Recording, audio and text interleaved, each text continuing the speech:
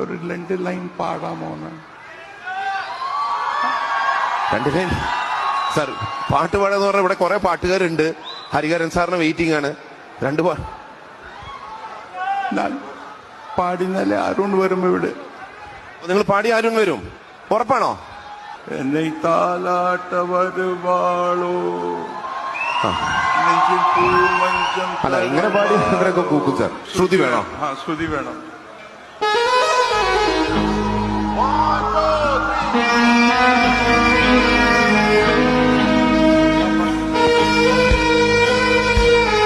Okay, try നോക്ക്.